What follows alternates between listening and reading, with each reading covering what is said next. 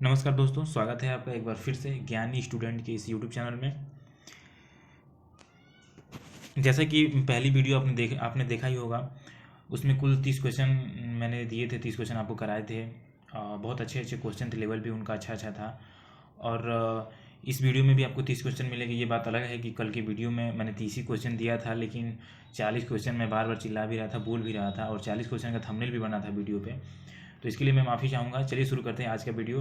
बहुत ही अच्छे क्वेश्चन है, अच्छे लेवल के क्वेश्चन है, और RRB NTPC group D based question ये क्वेश्चन है। और किसी एग्जाम के लिए तो मैं नहीं कहूँगा, लेकिन एनटीपीसी और ग्रुप डी के लिए बहुत अच्छे अच्छे क्वेश्चन है, जो कि एनटीपीसी और ग्रुप डी के एग्जाम में आप लोगों के लिए बहुत ही हेल्पफुल साबित होगा ये। तो चलिए शुरू करते हैं।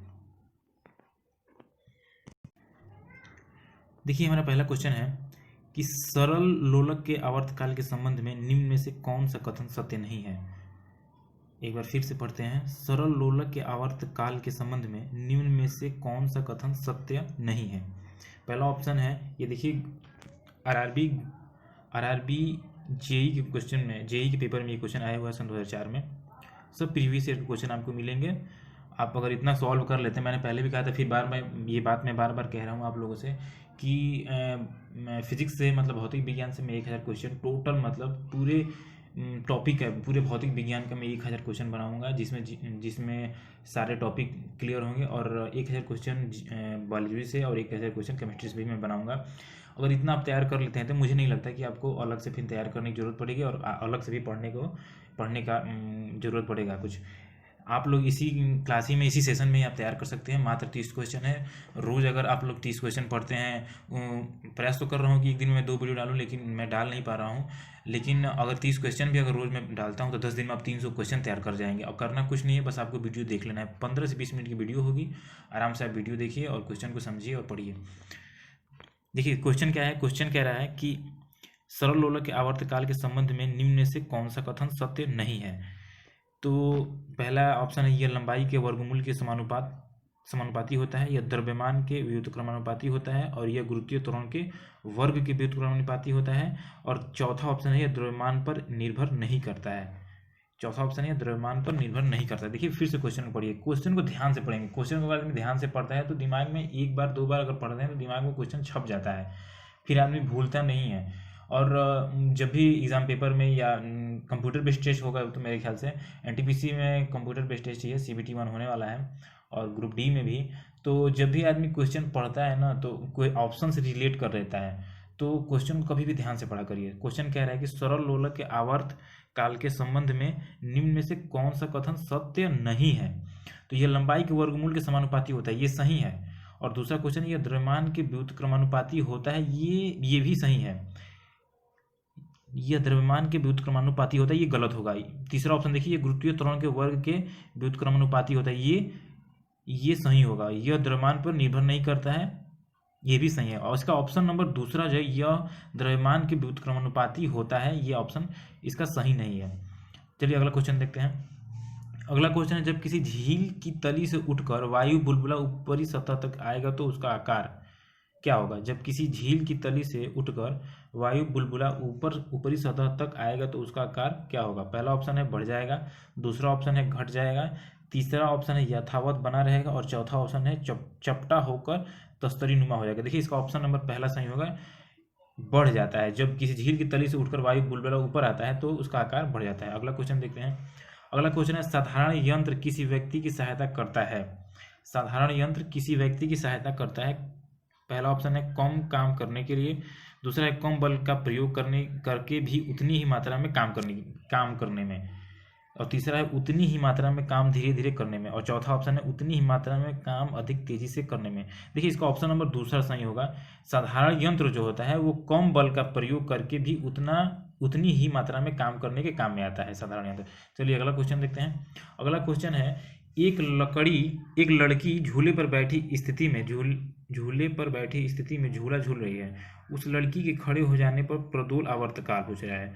एक लड़की झूले पर बैठी स्थिति में झूला झूल रही है, उस लड़की के खड़े हो जाने पर प्रोद्बोल आवर्तकाल बताइए। पहला है कम हो जाएगा, दूसरा है अधिक हो जाएगा, तीसरा है लड़की की ऊंचाई पर निर्भर करेगा, और चौथा है अपरिवर्तित रहेगा। तो अपरिवर्तित रहेगा तो ऐसे ही लग रहा है कि गलत है। ऑप्शन नंबर इसमें से पहला सही होगा, कम हो जाता है आवर्तकाल। ऑप्शन नंबर पहला इसका सही होगा। एक लड़की झूले पर बैठी स्थिति में झूला झूल रही है, उस लड़की के खड़े हो जाने पर प्रोद्बोल आवर्तकाल कम हो जाता है। अगला क्वेश्चन देखते हैं।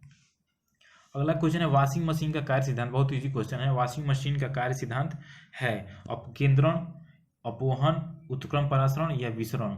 तो वॉशिंग मशीन का कार्य सिद्धांत है अपकेंद्रण। बहुत इजी क्वेश्चन है, आया हुआ प्रीवियस ईयर के भी क्वेश्चन है।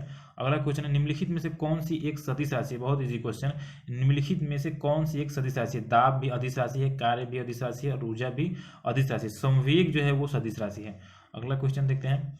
एक शिकारी एक पेड़ की शाखा पर बैठे एक बंदर की भौं के बीच एक बिंदु पर अपनी बंदूक का निशाना साधता है। जैसे ही वह गोली दागता है बंदर नीचे कूद जाता है।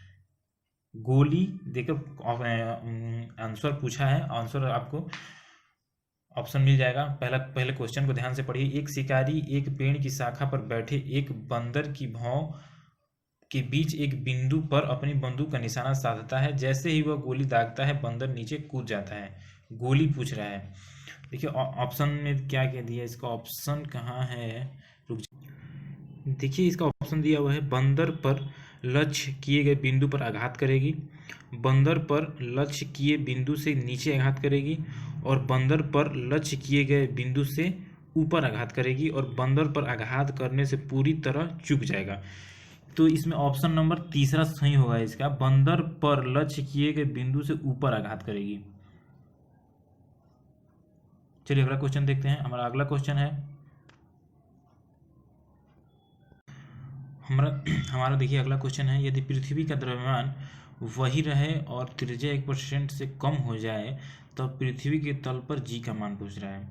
मतलब यदि पृथ्वी का द्रव्यमान वही रहे और त्रिज्या 1% कम हो जाए तो पृथ्वी के तल पर जी का मान पूछ रहा है। देखिए थोड़ा लेंथी क्वेश्चन, ये बड़ा क्वेश्चन है, न्यूमेरिकल टाइप का ये क्वेश्चन है। इसका फॉर्मूला मैं बता देता हूँ आपको। देखिए जी बराबर यहाँ पर गुरुत्वीय त्वरण होता है। गुरुत्वीय त्वरण का फॉर्मूला होता है जी बाई में R2 होता है, R² होता है। जी गुरुत्वीय त्वरण बराबर GM बाई में R2। ये इसी फॉर्मूले पे ये क्वेश्चन होगा और इसका ऑप्शन नंबर दूसरा सही होगा। 2% बढ़ जाएगा, इसको कर लीजिएगा।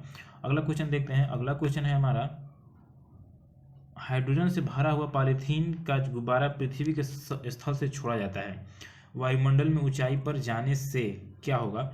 हाइड्रोजन से भरा हुआ पॉलीथीन का गुब्बारा पृथ्वी के स्थल से छोड़ा जाता है, वायुमंडल में ऊंचाई पर जाने से क्या होगा। पहला ऑप्शन है गुब्बारे के आमाप में कमी आएगी, और दूसरा है गुब्बारा चपटा होकर चक्रिका प्रकार के आकार में आएगा, और तीसरा है गुब्बारे के आमाप में वृद्धि होगी, और चौथा है गुब्बारे का आमाप एवं आकार पहले के समान ही रहेगा। देखिए इसका ऑप्शन नंबर तीसरा सही होगा, गुब्बारे के आमाप में वृद्धि होगी। ये भी प्रीवियस ईयर का क्वेश्चन है, इंपॉर्टेंट क्वेश्चन है, एक बार फिर से इसको पढ़ लीजिए। हाइड्रोजन से भरा हुआ पॉलीथीन का गुब्बारा पृथ्वी के स्थल से छोड़ा जाता है, वायुमंडल में ऊंचाई पर जाने से गुब्बारे के आमाप में वृद्धि होगी।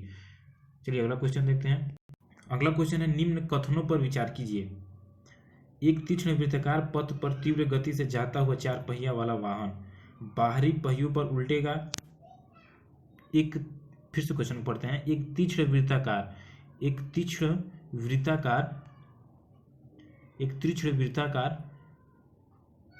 पथ पर गति से जाता हुआ 4 पहिया वाला वाहन बाहरी पहिए पर उल्टेगा, अंदर के पहिए पर उल्टेगा, बाहर की तरफ मिलेगा, अंदर की तरफ मिलेगा।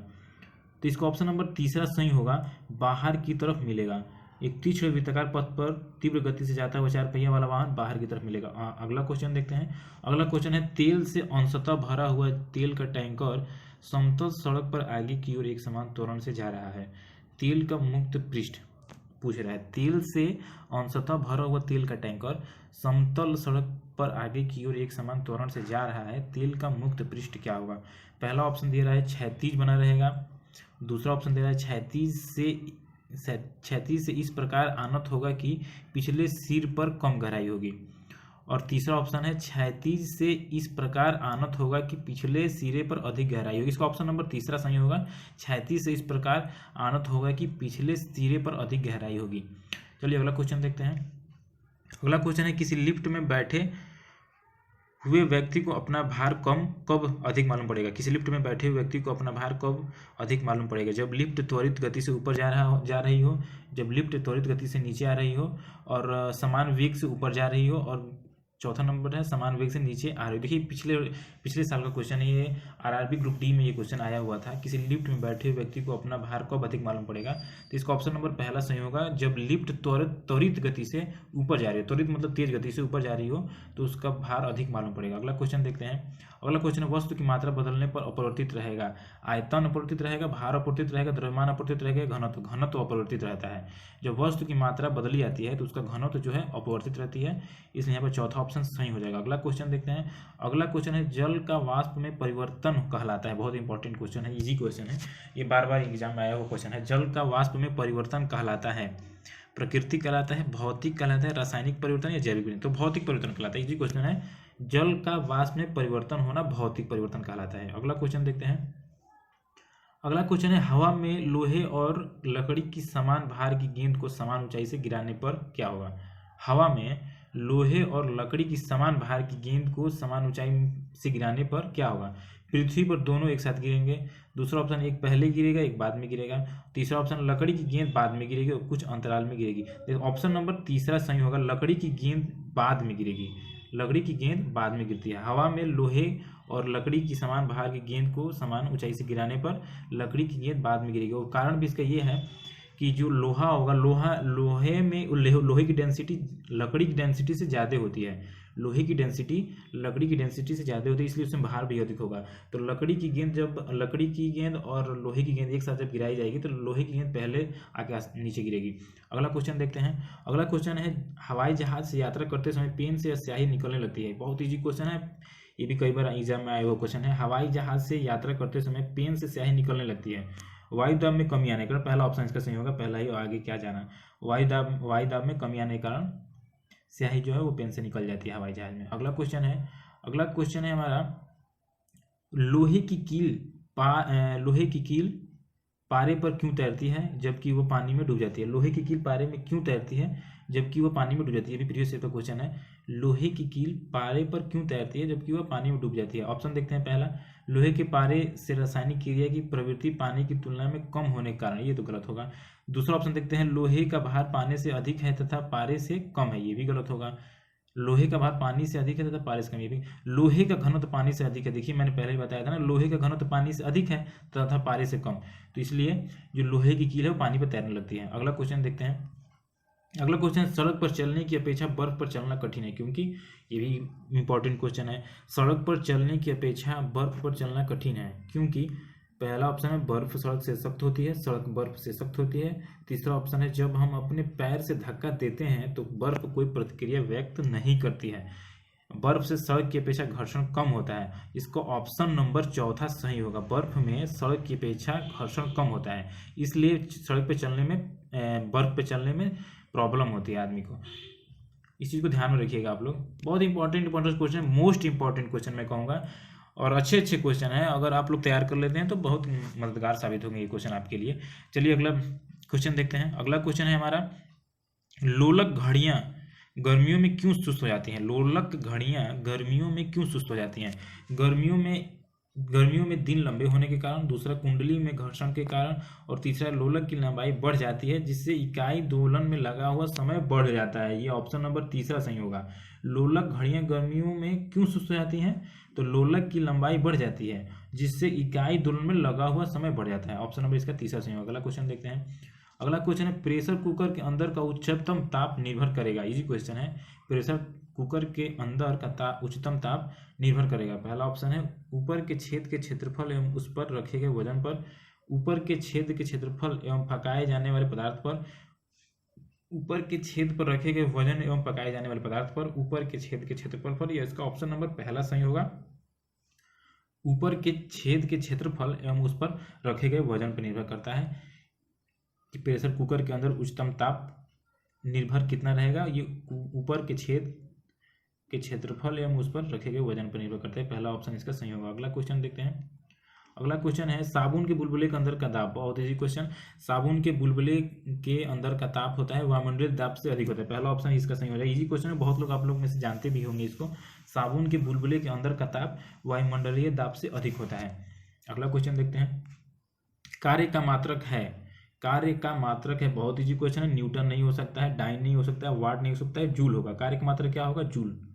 अगला क्वेश्चन देखते हैं, एक नदी में चलता हुआ जहाज समुद्र में आता है, जब जहाज एक नदी में चलता हुआ जहाज समुद्र में आता है तब जहाज का स्तर पहले जितना रहेगा, थोड़ा ऊपर जाएगा, तीसरा थोड़ा नीचे आएगा, चौथा ऊपर या नीचे होगा, जो उसमें पड़े हुए भार पर निर्भर करता है। नहीं, इसका ऑप्शन नंबर तीसरा भी गलत होगा, चौथा गलत होगा, थोड़ा ऊपर आता है। एक नदी में चलता हुआ जहाज समुद्र में आता है तब जहाज थोड़ा ऊपर आएगा। अगला क्वेश्चन देखते हैं, अगला क्वेश्चन, कोई भी नाव डूब जाएगी यदि वह पानी हटाती है अपने, कोई भी नाव डूब जाएगी यदि वह पानी हटाती है। कुछ ऑप्शन में दिया है आयतन के बराबर, भार के बराबर, पृष्ठभाग के बराबर, घनत्व के बराबर। अगर भार के बराबर पानी हटाने लगेगी नाव, अगर भार के बराबर पानी हटाने लगी नाव तो उस नाव का तो क्रियाक्रम हो जाएगा। भार के बराबर हो जाएगी, हटाने लगेगी तो वो नाव डूब जाएगी। इसका ऑप्शन नंबर दूसरा सही होगा, भार के बराबर हटाएगी तो नाव डूब जाएगी पानी में। अगला क्वेश्चन देखते हैं, अगला क्वेश्चन है हमारा, निम्नलिखित में से कौन एक सदिश राशि नहीं है? निम्नलिखित में से कौन सी एक सदिश राशि नहीं है? संवेग तो अदिश राशि है। निम्नलिखित में से कौन सी एक सदिश राशि नहीं है? क्वेश्चन है, निम्नलिखित में से कौन एक सदिश राशि नहीं है? नहीं है पूछ रहा है, क्वेश्चन को ध्यान से पढ़िए। नहीं है में ऐसे भी क्वेश्चन बहुत आते हैं एग्जाम में, इस चीज़ को भी बहुत आदमी इजी सोचता है, लेकिन यही क्वेश्चन गलत करके आदमी चला जाता है। तो ध्यान से क्वेश्चन को पढ़ना होगा। निम्नलिखित में से कौन एक सदिश राशि नहीं है, इसका मतलब ये है कि सभी सदिश राशि हैं। संवेग भी सदिश राशि है, समझ में आ रहा है, वेग भी सदिश राशि है, कोणीय वेग भी सदिश राशि है, द्रव्यमान आपका सदिश राशि नहीं है। तो इसका ऑप्शन नंबर चौथा सही हो जाएगा। अगला क्वेश्चन देखते हैं, अगला क्वेश्चन है हमारा कि अश्व यदि एकाएक चलना प्रारंभ करे तो अश्वरोही के गिरने की आशंका का कारण हो जाता है। बहुत इजी क्वेश्चन है। अश्व यदि एकाएक चलना प्रारंभ कर दे तो अश्वारोही के गिरने की आशंका का कारण है जड़त्व आघूर्ण। दूसरा ऑप्शन दे रहा है द्रव्यमान का संरक्षण नियम। तीसरा ऑप्शन है विश्राम जड़त्व और गति का तीसरा नियम। तो इसका ऑप्शन नंबर तीसरा सही होगा, विश्राम जड़त्व। यही फार्मूला उस पर भी निर्भर करता है। बस में बैठे हुए खड़े हुए व्यक्ति का बस के रुकने पर अचानक आगे की तरफ झुकना, या ट्रेन में बैठे हुए यात्री का अचानक आगे की तरफ झुकना भी विश्राम जड़त्व का ही कारण होता है। तो अगला क्वेश्चन देखते हैं, एक अंतरिक्ष यात्री पृथ्वी तल की तुलना में चंद्र तल पर अधिक ऊंची छलांग लगा सकता है, क्योंकि एक अंतरिक्ष यात्री पृथ्वी तल की तुलना में चंद्र तल पर अधिक ऊंचाई छलांग लगा सकता है क्योंकि पहला ऑप्शन है वह चंद्रमा पर भारहीन होता है, और दूसरा है चंद्रमा पर कोई वातावरण नहीं होता है, और तीसरा है चंद्र तल पर गुरुत्वाकर्षण बल पृथ्वी की तुलना में अत्यल्प होता है। देखिए अत्यल्प मतलब बहुत कम होता है, तो ऑप्शन नंबर इसका तीसरा सही होगा।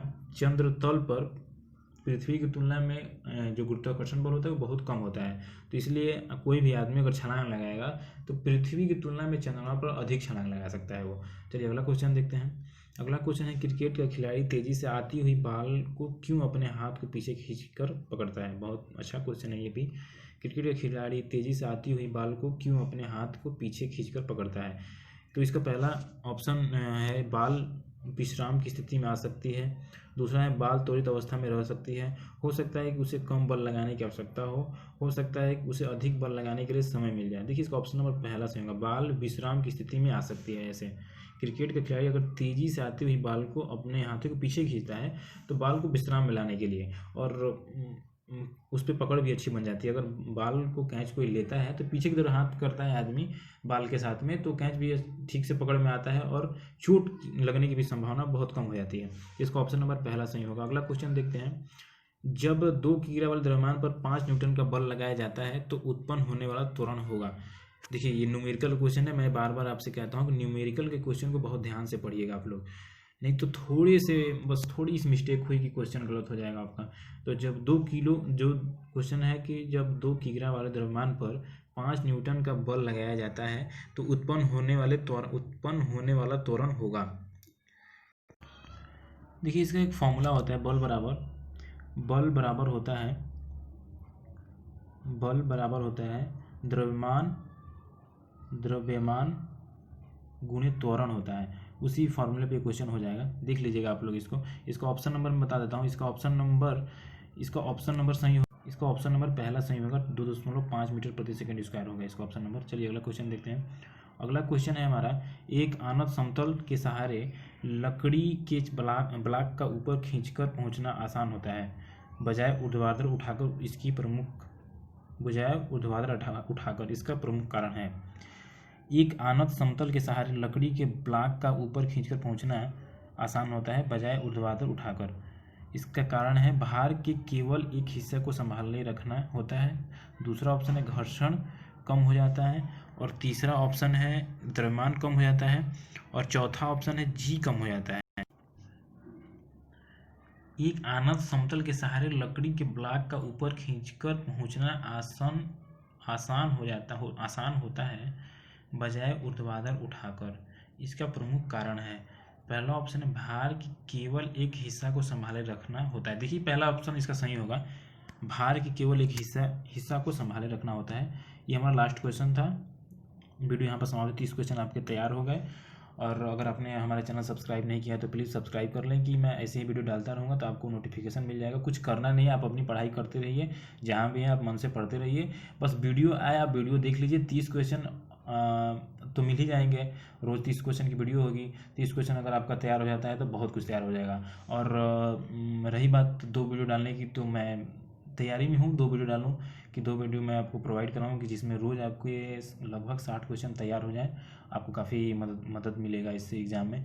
तो आपसे निवेदन है कि आप चैनल को सब्सक्राइब कर लो, बेल आइकन को प्रेस कर देंगे तो नोटिफिकेशन आपको जल्दी मिल जाएगी।